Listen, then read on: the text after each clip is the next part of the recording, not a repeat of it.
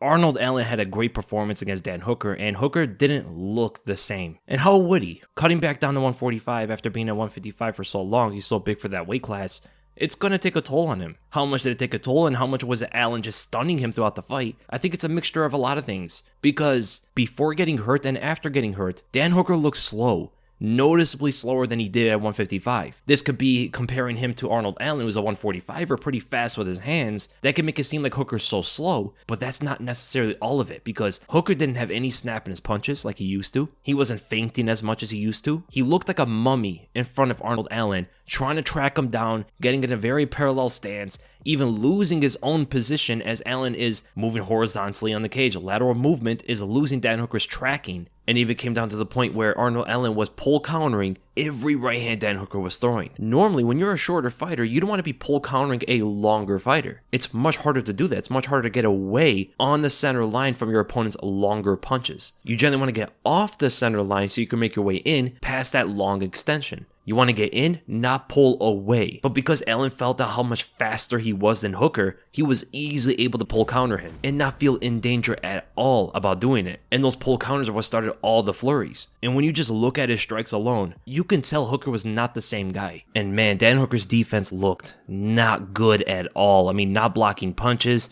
not moving his head at all. I mean, he's always been that way. Dan Hooker's never been a guy to have elusive head movement, able to slip punches, bob and weave, and all that stuff. He's never been that guy. His chin has always been his defense, and also his offense tends to be his defense as well. So in that part, nothing really changed there about Dan Hooker. It comes down to reaction timing and boxing defense, but when all you do is take shots to the face and not move your head, there's not much of a reaction besides throwing punches back. Now, that's not to take anything away from Arnold Allen, because he finished Dan Hooker with head strikes, something that not a lot of guys are able to do. And Arnold Allen, a guy who's not known for knockouts, also being inactive for a whole year, that was impressive from him. He needs to fight a top 5 opponent 100%. I love the call out to Kelvin Cater. I agree with that as well. Now, as for Dan Hooker, he's in a tough spot. Coming down to 145, he needed a win. He fought a contender and probably didn't need that. The last time he fought at 145 was 5 years ago. This was not going to be an easy cut for him because back then it was hard. Now, he says the cut was easy, but didn't feel the drawbacks of it until he got into the cage. When he fought a 145er and was noticeably slower.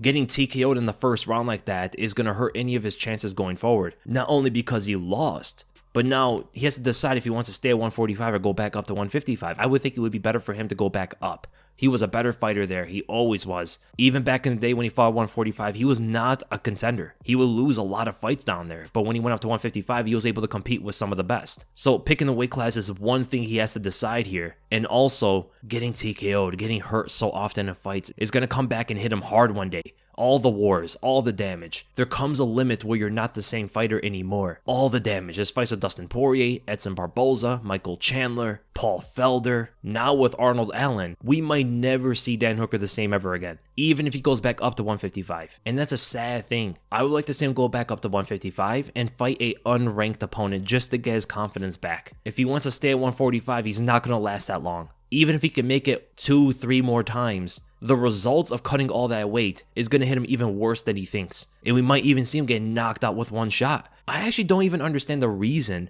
as to why he dropped to 145 again. Was it because he lost to Islam Makhachev, got wrestled? Everybody does. He will do the same thing against most of the top 5 fighters. It's not just Dan Hooker. If he felt that Islam was too big and strong for him, that's the reality for most of the guys that fights Islam. Dan Hooker is not a small 155er by any means. He's actually deemed a pretty big 155er. So trying to be that weight bully going down to 145 is not going to work out for him. It never has. That's the thing. It never has. He never had a win streak in the featherweight division, ever. So this was a great win for Arnold Allen, a sad loss for Dan Hooker. Their trajectories in their career are going the opposite direction now. Allen's on a 9-fight win streak, potentially fighting the top 5 next, and Dan Hooker is 1-4 in his last 5 fights. Potentially he's going to have to fight an unranked opponent next, or someone who's low in the top 15, in whichever division he fights at. And when you really think about it like that, it's really a big step back of where he was. He was always top 10 in the lightweight division, the most stacked division in the entire UFC. Being top 10 in there has more credit than being top 10 in any other division. But now getting hurt like this from not only the fights, but the weight cut, that fun fighter we were used to seeing back in the day might not ever compete in the octagon again. And I'm very curious to see what you guys think as well. Do you see Dan Hooker ever returning back to how he was?